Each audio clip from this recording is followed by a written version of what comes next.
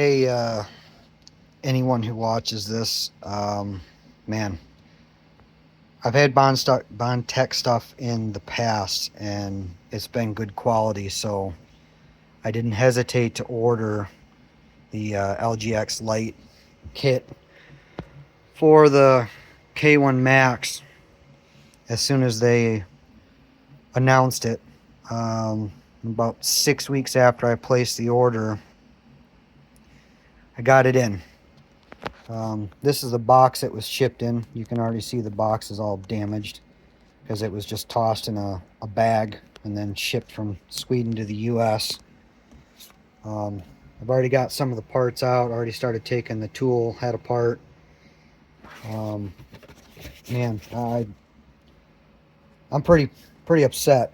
This is this thing is junk. So first off,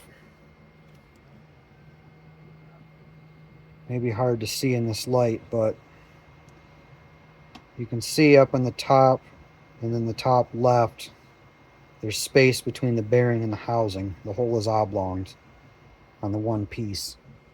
This would be the tool head, and that's the what is that? That'd be the bottom.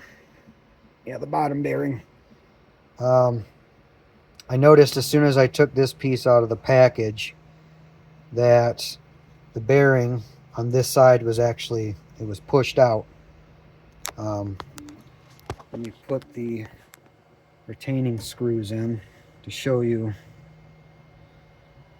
how poorly of a job they do, especially on this one end. I wanted to take them out first so everybody could at least see how bad that hole was. That's oblonged. Making sure to not over tighten because these are plastic, and in the bearing retainers there's no inserts like on the rest. I mean, even the, I'm going to go ahead and assume these are 3D printed, but I mean the quality is kind of crap. You can see the Z banding on it. But anyway, putting those screws in. Now this is the side that was out, so you can see the retaining screws are in. The bearing will not come out through this side. However, on this side, it goes right past the retaining screw. It just comes right out. In fact, you can push it and pull it right past the retaining screw. That retaining screw does nothing. The other thing that I noticed in this kit is if you look inside there, you can see inside where the bearing sleeve is, it's all scratched and gouged. The part definitely looks used.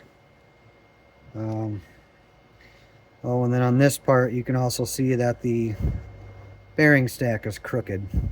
So, 6 weeks of waiting, $300, and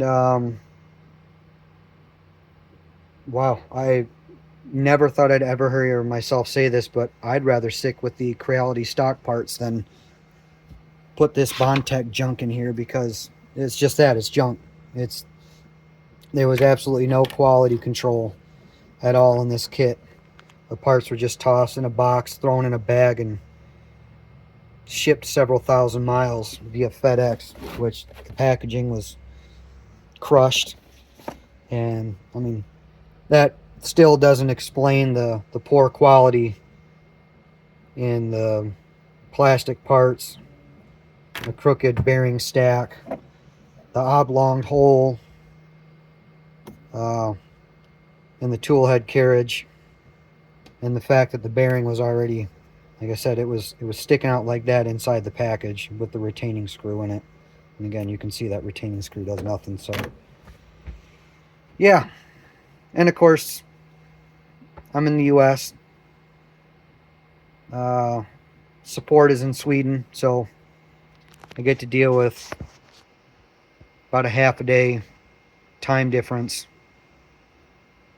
Not to mention going back and forth with them between the time difference, and then waiting for them to, if they'll even bother to do it, ship me parts that are actually worth putting on a printer or if I got to file a charge back with my credit company. But wow, I really wasn't expecting this from Bondtech.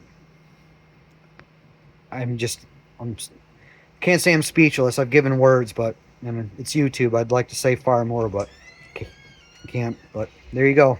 Don't buy it. It's junk.